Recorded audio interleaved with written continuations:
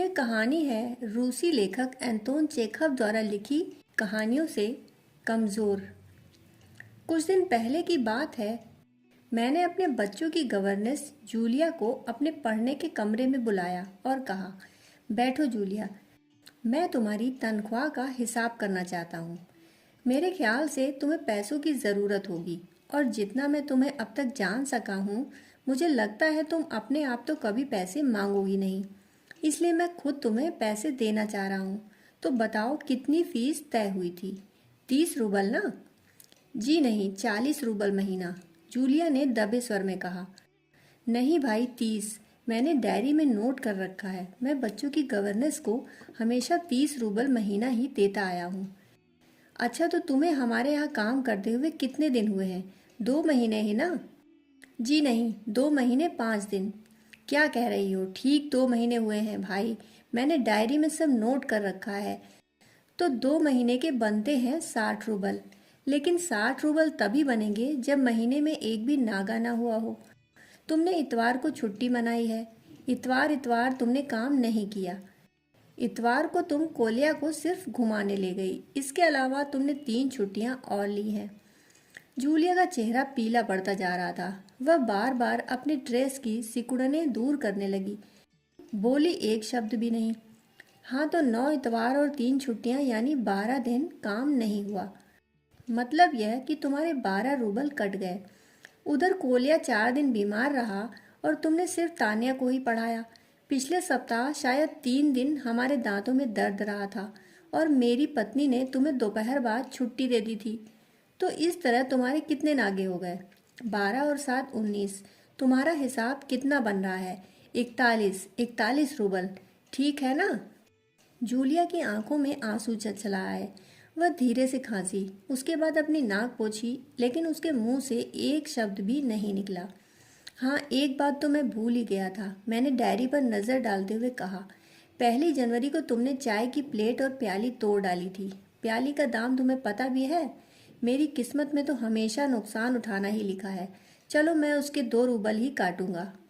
अब देखो, तुम्हें अपने काम पर ठीक से ध्यान देना चाहिए ना। उस दिन तुमने ध्यान नहीं रखा और तुम्हारी नज़र बचाकर कोलिया पेड़ पर चढ़ गया और वहां उलझकर उसकी जैकेट फट गई। उसकी भरपाई कौन करेगा? तो 10 रूबल उसके कट गए। तुम्हारी इसी लापरवाही के कारण हमारी नौकरानी ने तान्या के नए जूते चुरा लिए। अब देखो भाई, तुम्हारा काम बच्चों की देखभाल करना है, इसी काम के तो तुम्हें पैसे मिलते हैं। तुम अपने काम में ढील दोगी तो पैसे तो काटना ही पड़ेंगे। मैं कोई गलत तो नहीं कर रहा हूँ ना? तो जूतों के 5 रूबल और कट गए। और हाँ, 10 जनवरी को मैंने तुम्हें 10 रूबल दिए थे। जी नहीं, आपने मुझे कुछ नहीं दिया, जूलिया ने दबी जुबान में कहना चाहा। अरे तो क्या मैं झूठ बोल रहा हूँ? मैं डायरी में हर चीज़ नोट कर लेता हूँ। तुम्हें यकीन ना हो तो दिखाऊं डायरी? जी नहीं, आप कह रहे हैं तो आपने दिए ही होंगे। दिए ही होंगे नहीं, दिए हैं, मैं कठोर स्वर में बोला। तो ठीक है, घटाओ 27 41 में से बचे 14। क्यों, हिसाब ठीक है ना? उसकी आंखें आंसुओं से भर उठी, शरीर पर पसीना छलछलाया, उसकी आवाज़ कांपने लगी। वह धीरे से बोली, मुझे अभी तक एक ही बार कुछ पैसे मिले थे और वे भी आपकी पत्नी ने दिए थे, सिर्फ 3 रूबल, ज़्यादा नहीं। अच्छा, मैंने आश्चर्य के स्वर में पूछा, और इतनी बड़ी बात तुमने मुझे बताई भी नहीं? और ना ही तुम्हारी मालकिन ने मुझे बताई। देखो, हो जाता ना अनर्थ। खैर, मैं इसे भी डायरी में नोट कर लेता हूँ। हाँ, तो 14 में से 3 और घटा दो। इस तरह तुम्हारे बचते हैं 11 रूबल। बोलो भाई, ये रही तुम्हारी तनख्वाह, ये 11 रूबल। देख लो, ठीक है ना?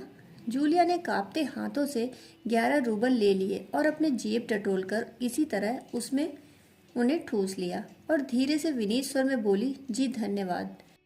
मैं गुस्से से आग बबूला होने लगा। कमरे में टहलते हुए मैंने क्रोधित स्वर में उससे कहा, धन्यवाद किस बात का? आपने मुझे पैसे दिए, इसके लिए धन्यवाद। अब मुझसे रहा नहीं गया। मैंने ऊंचे स्वर में लगभग चिल्लाते हुए कहा, तुम मुझे धन्यवाद दे रही हो जबकि तुम अच्छी तरह जानती हो कि मैंने तुम्हें ठग लिया है, तुम्हें धोखा दिया है, तुम्हारे पैसे हड़प कर तुम्हारे साथ अन्याय किया है। इसके बावजूद तुम मुझे धन्यवाद दे रही हो? जी हाँ, इसके पहले मैंने जहाँ जहाँ काम किया उन लोगों ने मुझे एक पैसा तक नहीं दिया। आप कम से कम कुछ तो दे रहे हैं, उसने मेरे क्रोध पर ठंडे पानी का छींटा मारते हुए कहा। उन लोगों ने एक पैसा भी नहीं दिया तुम्हें। जूलिया, मुझे यह सुनकर तनिक भी अचरज नहीं हो रहा है, मैंने कहा। फिर स्वर धीमा करके मैं बोला, जूलिया, मुझे इस बात के लिए माफ़ कर देना कि मैंने तुम्हारे साथ एक छोटा सा क्रूर मजाक किया, पर मैं तुम्हें सबक सिखाना चाहता था। देखो जूलिया, मैं तुम्हारा एक पैसा भी नहीं काटूंगा। देखो, यह तुम्हारे 80 रूबल रखे हैं, मैं अभी तुम्हें देता हूँ, लेकिन उससे पहले मैं तुमसे कुछ पूछना चाहूँगा।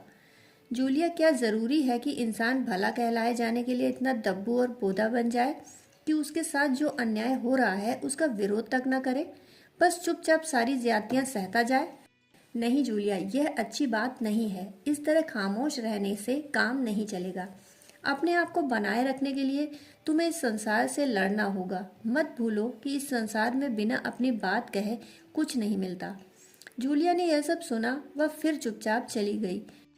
मैंने उसे जाते हुए देखा और सोचा, इस दुनिया में कमज़ोर लोगों को डरा लेना कितना आसान है। अभी आप सुन रहे थे एंथोन चेखव द्वारा लिखी कहानी कमज़ोर।